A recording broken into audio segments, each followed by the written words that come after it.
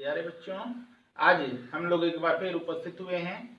हम लोग कक्षा 9 का भूगोल पढ़ रहे हैं और भूगोल का दूसरा अध्याय चल रहा है जिसका नाम है भारत का भौतिक स्वरूप। इस टॉपिक पर, इस अध्याय पर हमने पीछे 2 वीडियो बना लिया है। आज जो है तीसरा वीडियो बनाने जा रहा हूँ। ठीक है, तो आज हम लोग बात करेंगे। अब पिछला जो दूसरा वीडियो था, हम लोग भारत का भौतिक विभाजन पढ़ रहे थे, जिसमें हम लोगों ने पर्वतों का अध्ययन किया, हिमालय पर्वत का अध्ययन किया। उसके बाद मैदानों की बात कर रहे थे। तो आज मैदानों की बात कर रहे थे, वहीं आगे से हम आज शुरू कर रहे हैं बच्चों। तो मैदानों में हमने बताया कि ये पर्वत जो है हिमालय पर्वत है, इनसे जो नदियां निकलती हैं, जैसे सिंधु तंत्र की नदियां हैं, गंगा तंत्र की नदियां हैं, उनकी सहायक नदियां हैं, ब्रह्मपुत्र नदी है। इन नदियों के द्वारा जो अपने साथ बालू, कंकड़, पत्थर जो बहा कर लाए जाते हैं और वह अपने किनारे निक्षेप करते हैं, यानी जमाव करते हैं, तो उसी से मैदानों का निर्माण हुआ। और इस तरीके से यहाँ पंजाब, हरियाणा, दिल्ली, उत्तर प्रदेश, बिहार और पश्चिम बंगाल और इधर असम, यहाँ पर इन नदियों के द्वारा मैदानों का निर्माण किया गया, जिसे उत्तर का विशाल मैदान भी कहा जाता है। तो आप लोगों ने मैदानों का निर्माण कैसे हुआ आप लोगों ने देख लिया। अब इसी में हम देखते हैं कि शिवालिक श्रेणियां है ये। ठीक है बच्चों, अब शिवालिक श्रेणियां से जब नदियां उतरती हैं, गिरिपाद, गिरि मतलब पर्वत, जब उतरती हैं तो वह अपने साथ जो बड़े बड़े चट्टानों के टुकड़े लाती हैं बहा करके, तो वह यहाँ पर शिवालिक के नीचे जहाँ मैदान शुरू होता है वहां पर जमाव करती हैं, ऐसे जमाव करती हैं। तो इस तरीके से जलोढ़ पंख का निर्माण होता है। ये जलोढ़ पंख का निर्माण होता है। और इस जलोढ़ पंख में जब नदियां उतरती हैं तो बड़े बड़े चट्टान होते हैं, इसलिए इन चट्टानों के बीच में बहुत सारे छिद्र होते हैं, रंध्र होते हैं। और इस रंध्र में जब छोटी नदियां उतरती हैं बच्चों, तो इसमें आकर के नदियां विलुप्त हो जाती हैं। विलुप्त मतलब कि उनका पानी सतह के ऊपर नहीं दिखता है, बल्कि रंध्र, छिद्र में पानी समा जाता है, उसके बाद आगे निकलता है। ठीक है, तो इस जगह को ही हम लोग क्या कहते हैं, शिवालिक की जो पैरेलल समानांतर फैला हुआ है ये जलोढ़ पंख, इसी को कहते हैं भाबर। भाबर का क्षेत्र। यहाँ पर नदियां उतरती हैं और यहाँ बड़े बड़े चट्टानों के छिद्र में समा करके जैसा लगता है कि विलुप्त हो गई है। और भाबर के समानांतर तराई का क्षेत्र फैला हुआ है बच्चों। ठीक है, और इन तराई के क्षेत्र में चिकनी मिट्टी पाई जाती है। और यहाँ पर जैसे ही इन बड़े बड़े चट्टानों के छिद्रों से नदियां बाहर आती हैं, तो फिर तराई के क्षेत्रों में ये नदियां फिर ऊपर अपने सतह पर दिखने लगती हैं। ये तराई का क्षेत्र जो है दलदलीय क्षेत्र भी है। तो आप लोगों ने देख लिया कि शिवालिक श्रेणी के समानांतर भाबर क्षेत्र, फिर भाबर के दक्षिण में तराई का क्षेत्र का विस्तार हुआ है। अब इन मैदानों में काप मिट्टी का निर्माण हुआ है। काप मतलब जलोढ़ मिट्टी का निर्माण हुआ है। ठीक है बच्चों, अब जलोढ़ मिट्टी, काप मिट्टी के बारे में देख लें। इसमें 2 प्रकार की मिट्टियां होती है, एक बांगर और दूसरा खादर। अब इनको अलग अलग देख लें। बांगर वह मिट्टी होती है जो अब नदियों के द्वारा बनाई जाती है, लेकिन नदियों की बाढ़ का पानी इन क्षेत्रों में नहीं पहुंच पाता है। और यह पुरानी जलोढ़ मिट्टी होती है, यह बहुत पहले बनाई गई रहती है, यहाँ पर नदियों की बाढ़ का पानी नहीं पहुंचता है। अब खादर की बात में देख लें। खादर नदियों के किनारे का क्षेत्र होता है, यहाँ पर प्रत्येक वर्ष बाढ़ का पानी पहुंचता रहता है और सतह पर नया लेयर, मिट्टी का नया लेयर जमाता है। और इस प्रकार से इस मिट्टी को खादर मिट्टी कहते हैं। यह मिट्टी अधिक उपजाऊ होती है, बांगर मिट्टी की तुलना में अधिक उपजाऊ होती है। तो हम सीधा सीधा कह सकते हैं बांगर पुरानी जलोढ़ मिट्टी है, इसका निर्माण पहले हुआ है। खादर नवीन जलोढ़ मिट्टी है, इसका निर्माण बाद में हुआ है। और खादर अधिक उपजाऊ है बांगर मिट्टी की तुलना में। तो भाबर, तराई, बांगर, खादर, इनके बारे में हमने चर्चा कर लिया बच्चों। अब ये मैदानी क्षेत्रों की बात हो गई। अब हम देखते हैं दक्षिण का प्रायद्वीपीय। अब प्रायद्वीपीय भाग ये है बच्चों, देख लेते हैं। यहाँ पर हम बना दे रहे हैं बच्चों।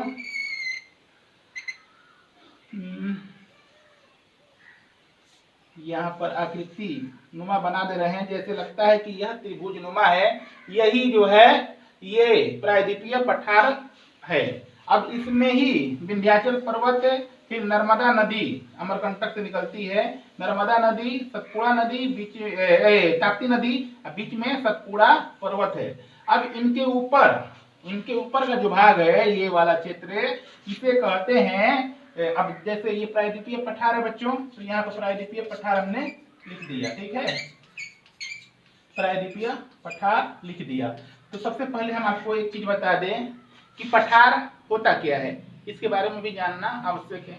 पठार ऊंचे स्थान को कहा जाता है बच्चों, ठीक है। ऊंचा स्थान तो पर्वत भी होता है ना, तो पर्वत का ढाल जो है वह तीव्र होता है।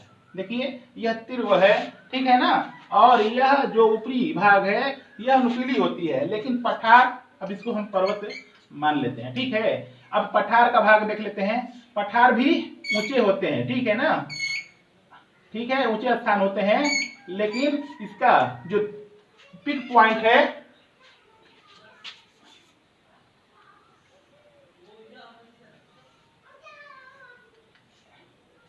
इसका ढाल जो है मंद है पठार का, और पिक पॉइंट जो है वह सपाट है, ठीक है। तो इसको हम पठार की संज्ञा देती हैं। ऊंचाई की बात में थोड़ा सा मामला संदिग्ध भी हो जाता है, क्योंकि तिब्बत का पठार और पामीर का पठार जो है बहुत सारे पर्वतों से ऊंचे हैं, लेकिन ये ऊपरी भाग जो है ये सपाट होता है। तो ये पठार, और जो सपाट नहीं होता है वह पर्वत कहलाता है। अब यह प्रायद्वीपीय पठार जो है यह प्राचीन गोंडवाना लैंड का हिस्सा है। हमने बात की थी प्लेट टेक्टोनिक की, तो हमने बताया था कि पेंजिया का किस तरीके से विभाजन हुआ, और दक्षिण भाग जो गोंडवाना लैंड था, ठीक है ना। और गोंडवाना लैंड के कौन कौन से हिस्से थे, तो हमने बताया था प्रायद्वीपीय भारत था, दक्षिण अफ्रीका था, ठीक है, दक्षिण अमेरिका था, ऑस्ट्रेलिया था, ठीक है, अंटार्कटिका था। ये सारे गोंडवाना लैंड के हिस्से थे। अब ये भी प्रायद्वीपीय पठार जो है गोंडवाना लैंड का हिस्सा है। अब ये इनका निर्माण कठोर चट्टानों से हुआ है, ग्रेनाइट, नीस, बेसाल्ट आदि चट्टानों से इनका निर्माण हुआ है। अब इसको हम लोग दो भागों में बांट देते हैं। जो नर्मदा नदी के उत्तर का भाग है उसे मध्य उच्च भूमि कहते हैं, मध्य उच्च भूमि कहते हैं। अब इस मध्य उच्च भूमि में कौन कौन सी चीजें मौजूद हैं, तो देख लेते हैं। देखिए बच्चों, ये गुजरात के पालनपुर क्षेत्र से राजस्थान होते हुए दिल्ली तक एक पर्वत की श्रृंखला फैली हुई है, ठीक है ना। और इस पर्वत का नाम है अरावली, ठीक है बच्चों। यह अवशिष्ट पर्वत है, और यह भारत की सबसे पुरानी पर्वत मानी जाती है। और अवशिष्ट है, अवशिष्ट मतलब यह बिखरे पड़े हुए हैं। और इसी पर्वत में माउंट आबू यहाँ है, और माउंट आबू में ही इसकी सर्वोच्च शिखर है, सर्वोच्च उच्च चोटी है, जिसका नाम क्या है, गुरु शिखर, ठीक है। इसकी सर्वोच्च ऊंची चोटी का नाम गुरु शिखर है बच्चों, अरावली का। तो ये अरावली हो गई। अब यहाँ देखते हैं मालवा का पठार, यानी गुजरात का पूर्वी, मध्य प्रदेश का पश्चिमी और दक्षिण, महाराष्ट्र का उत्तरी भाग में मालवा पठार फैला हुआ है बच्चों, ठीक है। और यह पठार का निर्माण जो है लावा, ज्वालामुखी के लावा से निर्मित हुआ है। और इसीलिए इस चट्टान में काली मिट्टी, जिसे रेगुर मिट्टी भी कहते हैं, कि अधिकता पाई जाती है। और यही कारण है कि मालवा के पठार में कपास की खेती अधिक मात्रा में होती है। कपास के लिए यह क्षेत्र सबसे उपयुक्त माना जाता है। यह हो गया बच्चों। इसी के इधर मालवा के इधर दक्षिण की तरफ जो है विंध्य पर्वत, जो कैमूर तक फैला हुआ है। कैमूर बिहार में एक जिला है, वहां तक विंध्य पर्वत का ये भी एक अवशिष्ट पर्वत की तरह है, फैला हुआ है। ठीक है बच्चों, अब हम देखते हैं एक पठार है छोटा नागपुर का पठार। छोटा नागपुर का पठार बच्चों, यह संसाधनों की दृष्टि से, खनिज संसाधनों की दृष्टि से भारत का सबसे धनी प्रदेश है। यहाँ पर छोटा नागपुर पठार के क्षेत्र में झारखंड का हिस्सा, छत्तीसगढ़ का हिस्सा, ठीक है, पश्चिम बंगाल का कुछ हिस्सा और उड़ीसा का कुछ हिस्सा इसमें शामिल होता है। और यह भारत में सबसे उपयुक्त खनिज संसाधनों के लिए माना जाता है बच्चों। अब यह पठार जो है यह भी मध्य उच्च भूमि में आता है। तो यहाँ लिख लें मालवा और छोटा नागपुर का पठार, छोटा नागपुर का पठार। ठीक है ना, क्लियर हो गया। अरावली देख लिया, विंध्य देख लिया, सतपुड़ा देख लिया, ठीक है ना। अब हम आते हैं दक्कन के पठार में। अब ये तो हमने मध्य उच्च भूमि की बात कर ली, इसमें एक और पठार है, यहाँ बुंदेलखंड का पठार है, ठीक है ना। ये मध्य प्रदेश और उत्तर प्रदेश का कुछ हिस्सा है और वहीं पर बघेलखंड का भी पठार है। तो यहाँ पर लिख भी देते हैं आपकी सहूलियत के लिए, बुंदेलखंड और बघेलखंड। अब यहाँ पर यमुना नदी, चंबल नदी, बेतवा नदी, ये नदियां इस क्षेत्र में बहती हैं और बड़े बड़े खड्ड मतलब गड्ढे जो बीहा के रूप में जाने जाते हैं, खड्ड का निर्माण करती है, ठीक है ना। तो ये बुंदेलखंड और बघेलखंड का भी हमने देख लिया, ठीक है। अब ये मध्य उच्च भूमि के अंतर्गत हमने प्रायद्वीपीय पठार का अध्ययन कर लिया। अब दूसरा जो है दक्कन यानी नर्मदा के दक्षिण में जो प्रायद्वीपीय पठार यानी बिल्कुल त्रिभुजानुसार, जो ये त्रिभुज के अनुसार दिख रहा है, ये दक्कन का पठार है बच्चों। और इसका जो ऊपरी आधार है यह सतपुड़ा की पहाड़ी है, ये सतपुड़ा की पहाड़ी है। अब इसको देख लें, इसका भी निर्माण जो है लावा से हुआ है और इसमें जो तटीय क्षेत्रों यानी पश्चिमी तटीय क्षेत्र के समानांतर पश्चिमी घाट पर्वत का निर्माण हुआ है। क्या हुआ है बच्चों? पश्चिमी घाट। और इधर समानांतर पूर्वी घाट के समानांतर बच्चों पूर्वी घाट का निर्माण हुआ है। तो ये हो गया पूर्वी घाट बच्चों, पूर्वी घाट। ये पर्वत है बच्चों, पर्वत पहाड़ियां हैं, पूर्वी घाट पहाड़ियां हो गए और ये पश्चिमी घाट पहाड़ी हो गई, पश्चिमी घाट पहाड़ी हो गई, ठीक है ना। अब इस पश्चिमी घाट पहाड़ी को सह्याद्री, क्या सह्याद्री पर्वत भी कहते हैं। अब इस सह्याद्री पर्वत को दो भागों में बांट देते हैं।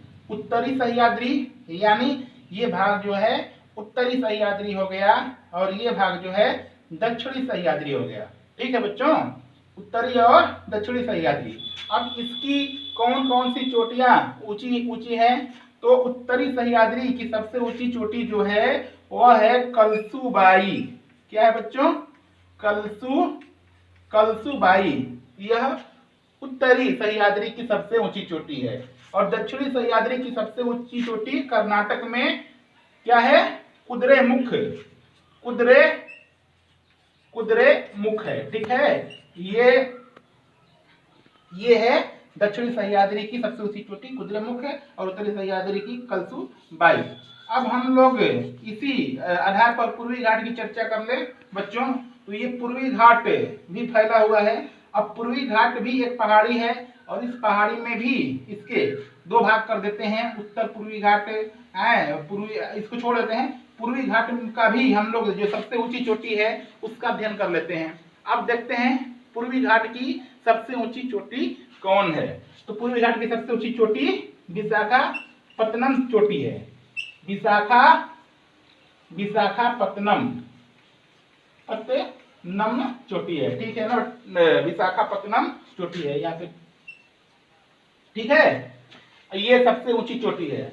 अब जो दूसरी सबसे ऊंची चोटी है पूर्वी घाट की वह महेंद्रगिरी है, ठीक है बच्चों।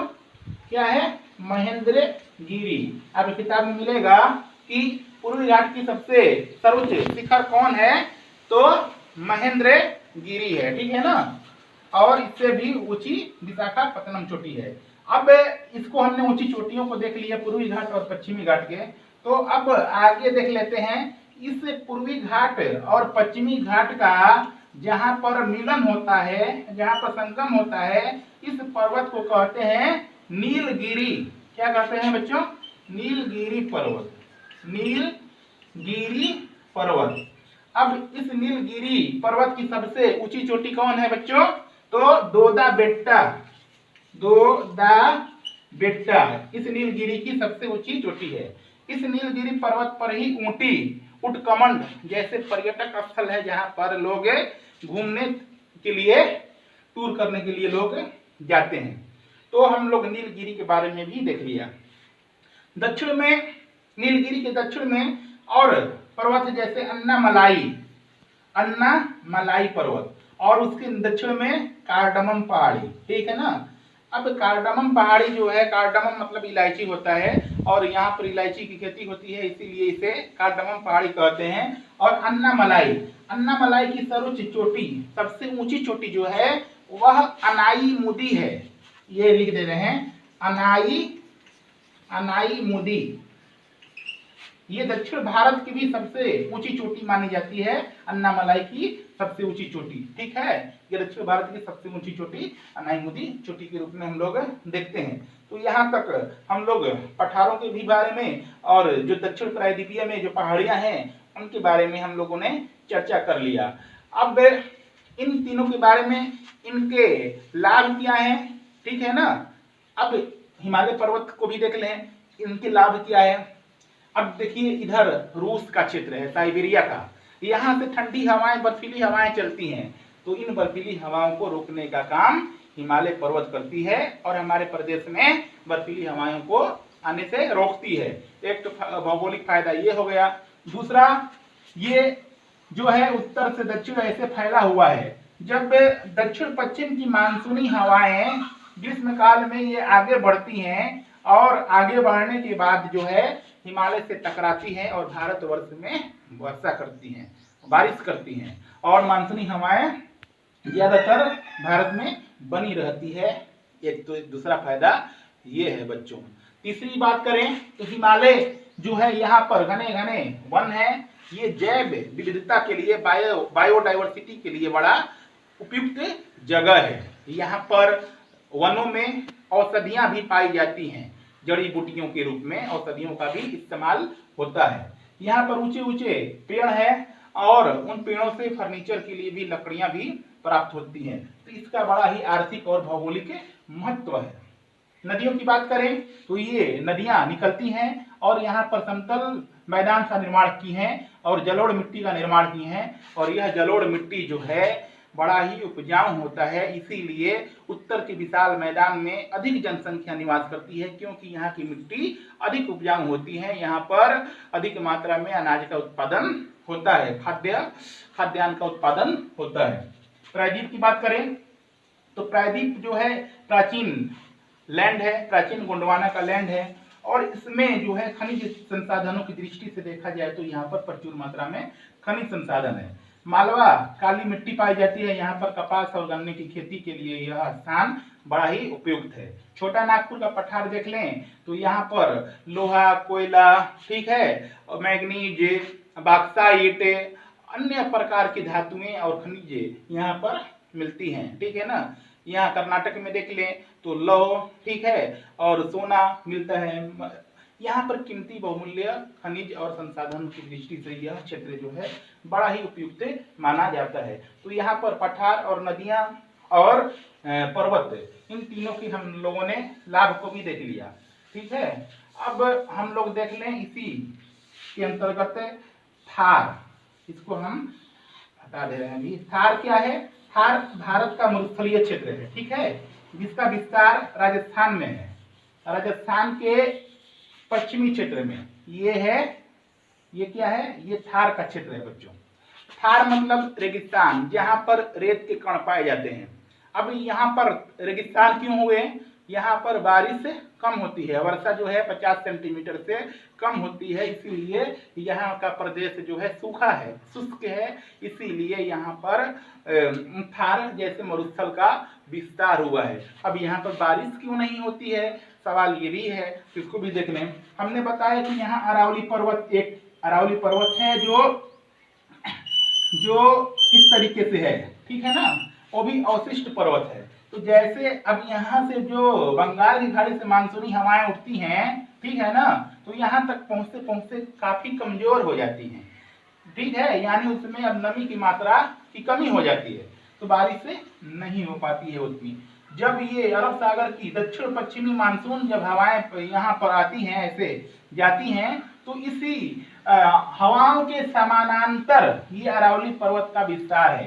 तो इसलिए समानांतर विस्तार होने के कारण इन हवाओं को नहीं रोक पाती है, इसलिए वर्षा नहीं हो पाती है और यहाँ पे थार मरुस्थल का विस्तार हुआ है।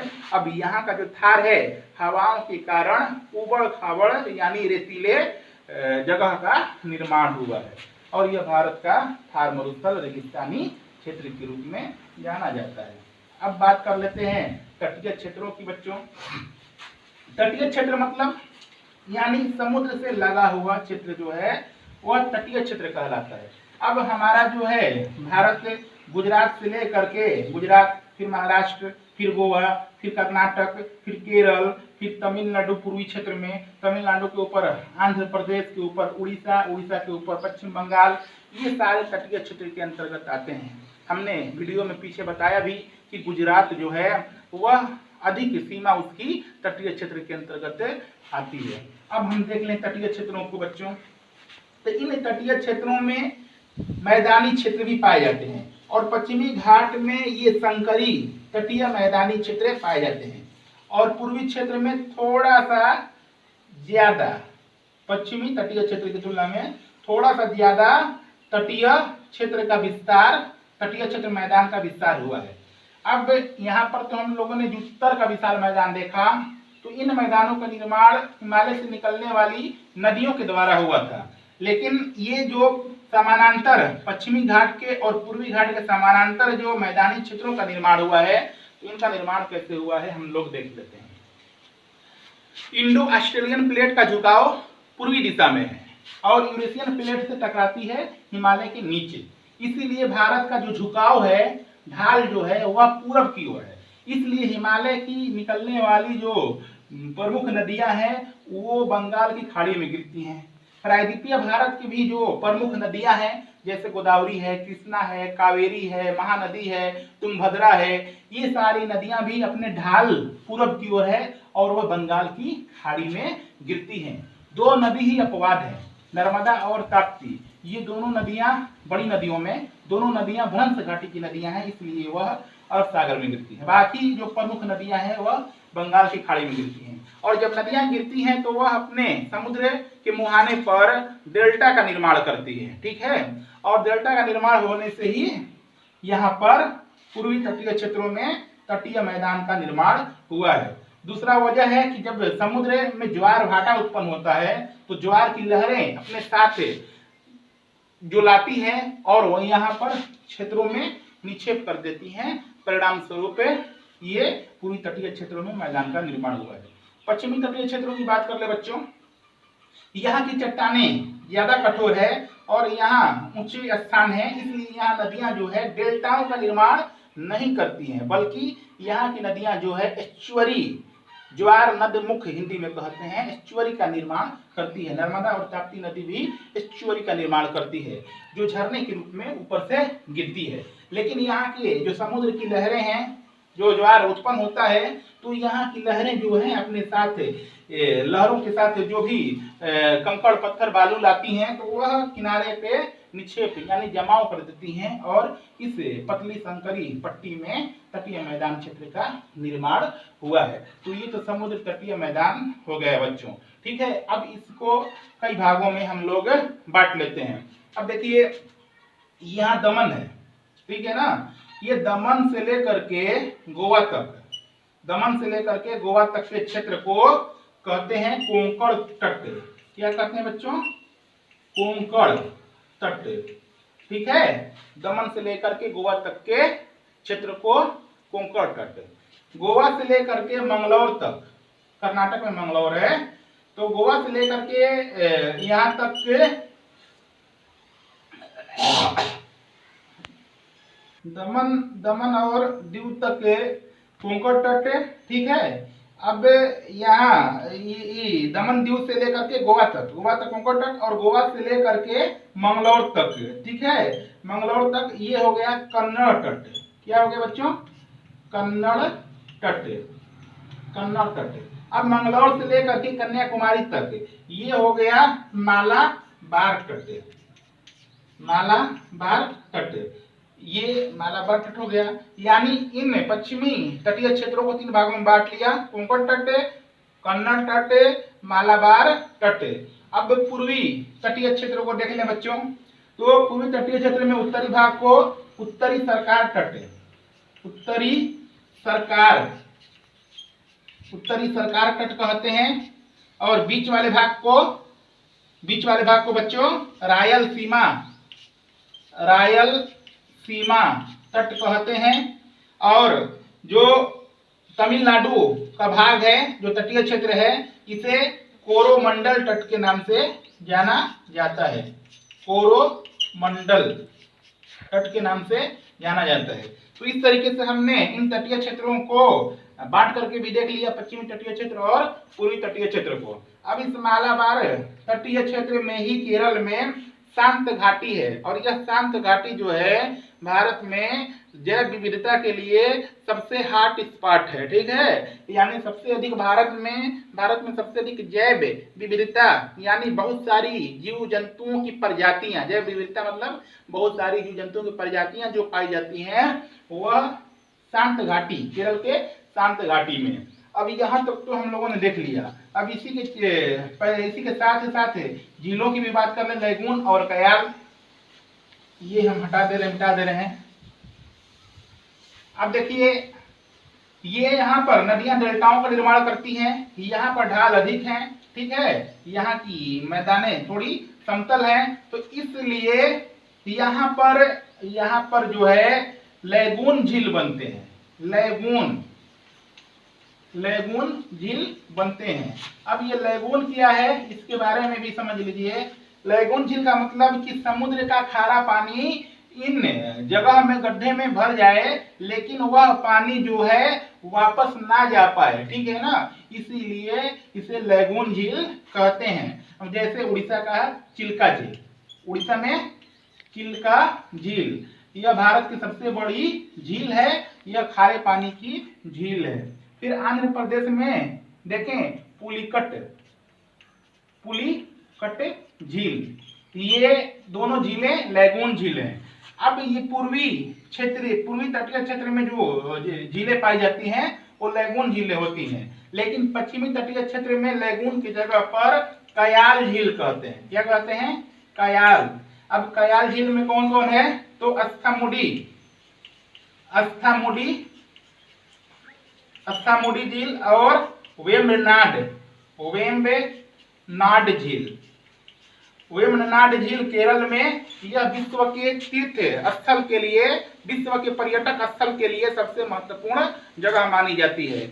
यह वेम्बनाड झील जो है, यहाँ पर बहुत सारे पर्यटक आते रहते हैं, यह पर्यटक क्षेत्र के लिए सबसे उपयुक्त जगह है। तो यहाँ तटीय क्षेत्रों के बारे में हमने देख लिया। अब यहाँ पर बहुत सारी बंदरगाहें भी हैं जो समुद्री व्यापार के लिए उपयुक्त की जाती है। तो गुजरात में कांडला है, ठीक है, फिर महाराष्ट्र में बम्बई है और नाहवा सेवा है, फिर गोवा में मार्मा गोवा है, ठीक है, कर्नाटक में मंगलौर है, केरल में कोच्चि है। अब पूर्वी की बात करें, पूर्व में बंगाल में हल्दिया है, उड़ीसा में पारादीप है, आंध्र प्रदेश में विशाखापत्तनम है, और तमिलनाडु में मद्रास है, एन्नौर है, तूतीकोरिन है। ये सारे बड़े बड़े बंदरगाह हैं। इसके अतिरिक्त और छोटे छोटे भी बंदरगाह हैं। अब पश्चिमी तटीय क्षेत्र में नाहवा सेवा को छोड़ करके सारे बंदरगाह प्राकृतिक हैं, ठीक है, और नाहवा सेवा केवल कृत्रिम बंदरगाह है। और पूर्वी तटीय क्षेत्र में विशाखापत्तनम को छोड़ करके सारे बंदरगाह कृत्रिम बंदरगाह है। तो यहाँ तक हम लोगों ने तटीय क्षेत्र में बंदरगाहों को भी पढ़ लिया बच्चों, ठीक है। अब हम बात करेंगे द्वीपों की। भारत में बहुत सारे द्वीप पाए जाते हैं। भारत में लगभग 247 द्वीप पाए जाते हैं, जो बंगाल की खाड़ी और अरब सागर में स्थित है। अब ये द्वीप जो है समूह में भी पाए जाते हैं, और भारत की जो अधिकांश द्वीप हैं वह यहाँ पर बंगाल की खाड़ी में अंडमान निकोबार द्वीप समूह के रूप में पाई जाती है। यहाँ पर बहुत सारे बैरन द्वीप है, ठीक है, और निकोबार द्वीप है, अंडमान द्वीप है, बहुत सारे द्वीप हैं, ये द्वीप हैं। अब द्वीप किसे कहते हैं बच्चों, इसको देख लें। समुद्र से चारों ओर से घिरा हुआ क्षेत्र स्थल द्वीप जाना जाता है। ये स्थल है और यह चारों ओर से अगर समुद्र से घिरा है तो यह द्वीप कहलाता है, ठीक है। तो ऐसे द्वीप बहुत सारे हैं जो अंडमान निकोबार द्वीप समूह के रूप में, ठीक है, यहाँ पर लक्षद्वीप समूह के रूप में पाए जाते हैं। अब लक्षद्वीप जो द्वीप समूह है यह परवाल भित्ति के बने हैं, ठीक है बच्चों, परवाल भित्ति के बने हैं। और यह एक केंद्र शासित प्रदेश है भारत का प्रशासनिक रूप में, और यह भी प्रशासनिक रूप में एक केंद्र शासित प्रदेश है। तो इसकी राजधानी जो है कावारत्ती है, कावारत्ती है, ठीक है। अब किताब में है कि यदि आपके ग्रीष्म काल में अगर आप कावारत्ती जाना चाहेंगे तो किस प्रदेश में जाएंगे, तो वह लक्षद्वीप समूह है। तो यहाँ तक हम लोगों ने बात कर लिया बच्चों, ठीक है। भारत का भौतिक स्वरूप जो हमने उच्चावच की विशेषताओं के आधार पर और भौगोलिक विशेषताओं के आधार पर भारत को अनेक भू आकृतिक रूपों में बांट लिया। भारत का भौतिक विभाजन करके देख लिया, जो पर्वत के रूप में देखा, पठार के रूप में देखा, मैदान के रूप में देखा, तटीय क्षेत्र के रूप में देखा, थार मरुस्थल के रूप में देखा और द्वीपीय समूह के रूप में देखा। तो ये तो भारत का भौतिक विभाजन हुआ बच्चों। तो आज का जो लेसन है भारत का भौतिक स्वरूप जो भूगोल का पाठ 2 था, इसमें कुल 3 वीडियो हो चुके हैं। आज यहाँ पर यह पाठ है, यह अध्याय समाप्त हो रहा है बच्चों। अब अगले वीडियो अगला लेसन में हम लोग शुरू करने वाले हैं, ठीक है। अब यहाँ मैं समाप्त कर रहा हूँ, शुक्रिया।